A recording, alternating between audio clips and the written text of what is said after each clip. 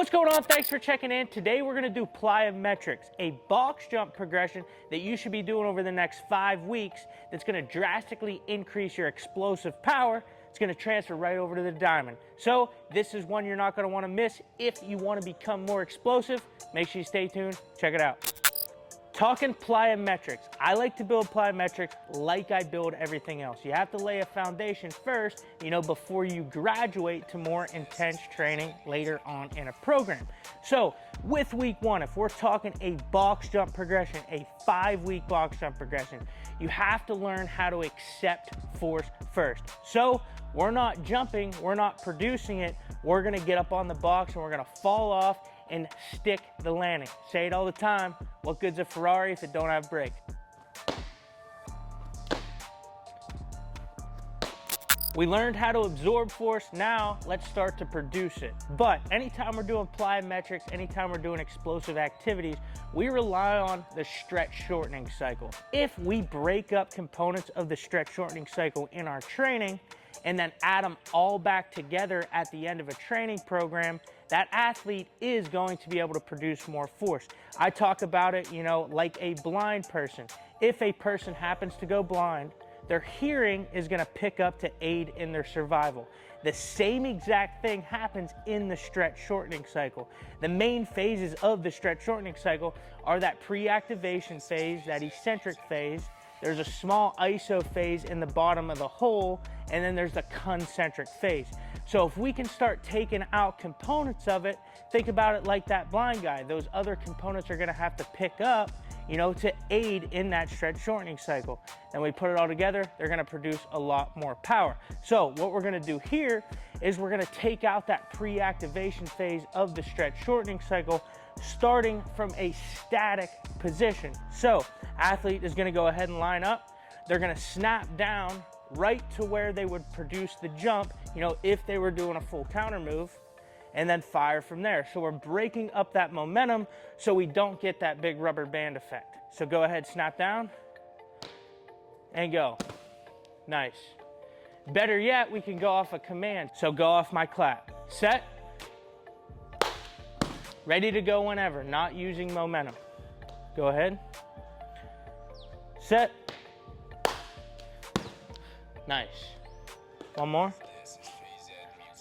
Set. Good. So we're taking out that pre-active phase of the stretch shortening cycle, that snap down. Think about it in terms of a sport-specific move, right? Or a swing. You always load back first to go forward. You're creating that stretch. The same thing happens anytime you're doing anything athletic in general. You need that stretch shortening cycle. So week 2, we took out that active phase of the stretch shortening cycle. Week 3, I like to do it again, but do it from a seated position, really, not using momentum.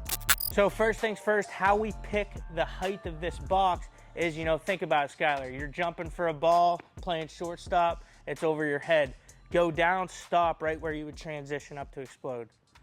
So about right there. So box is perfectly height. You don't want to be right at 90 degrees. You want to be above that, because the steeper that joint angle is going to be, the more power and the more joint angle specific the exercise is going to be. Think about it. If you're trying to jump as high as you can, you're not getting super deep and then going, because you're going to lose that tension. We want a high joint angle.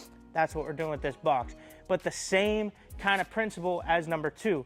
Athlete's going to go ahead and sit down, be completely relaxed in the bottom of the hole. Coach is going to say set. They're going to throw that chest forward a little. On the clap, explode up onto the box. Set. Good. Try to fire right from that bottom position. Set. Good. Athlete needs to be able to explode off that command. This is good for baseball and softball because it's all, reaction oriented. You're sitting fastball, you need to make the adjustment to off speed.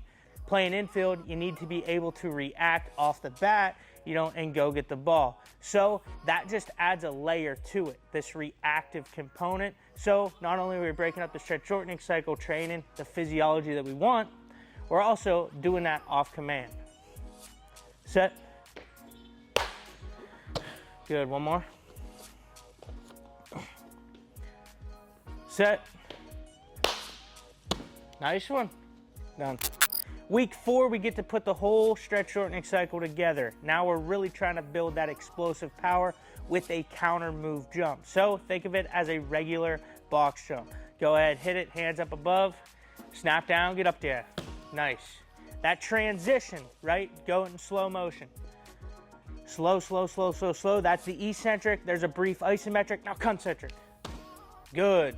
So she's stretching that rubber band as far as she can and letting it go. Yes, ma'am. One more.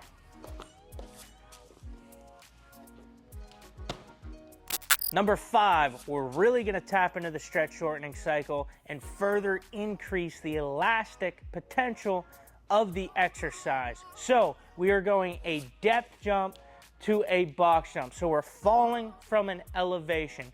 What that's going to do is, like I said, it's going to further increase the elastic potential of the exercise.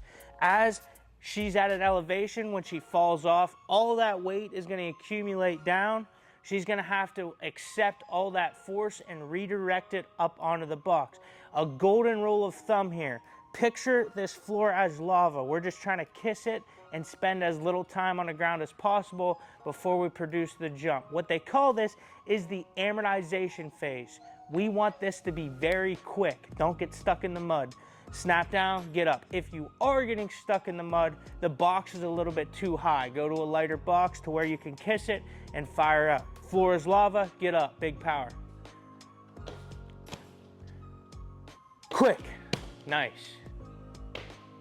Athletes like Skylar here, right, that have that twitch, that snappiness to their game. You know, I think of a guy that stands out as Ronald Acuna. You know, he's got that twitch, that fire to his game. Think of a Bobby Witt Jr. They are very good at reacting with the ground. That's that amortization phase. They can do it very quick. So the quicker, the less time you spend on the ground in between transitions, anytime you're doing plyometrics, the better. But you have to build the foundation first. That's week 5. You got to learn how to absorb force, right? You got to learn how to break down a stretch shortening cycle and tap into your nervous system. Then go ahead, go into regular counter move jumps at week 4. Then week 5, let's have some fun. Let's go from an elevation, snap down, get up. There's your 5-week box jump progression. I'm telling you, if you do this, that's the right way to do it. And you're going to produce more power, you know, throughout the off season. There's a big difference between just working out and training. We're trying to be the best baseball and softball players on the earth. You got to do it the right way. And if you want a program that goes over all these progressions to a T, it shows you exactly what you need to be doing. We have multiple programs available through my 2 apps. We have one specific for softball, the 32 Approach Softball Academy. You can get that in the link in the description below, and you could start for a 7-day free trial. That's exactly, you know, what Skylar's doing, what Sierra Romero's doing, what these top dogs are doing. Then we have the Summers Method Plus app, which is the baseball specific version. We have year-round programs, whether you're a youth player, whether you're a high school player, whether you're a college player, and whether you're a pro player, all the way up to the big league level. That is a world-renowned program. We got a ton of players on that, you know, reaching the highest success they can. You can get that for a 7-day free trial too. And always remember, pumping out weekly videos on this channel. Do me a favor and subscribe for me. Appreciate you. Catch you next week. Game rewards the grind. It knows how much you invested.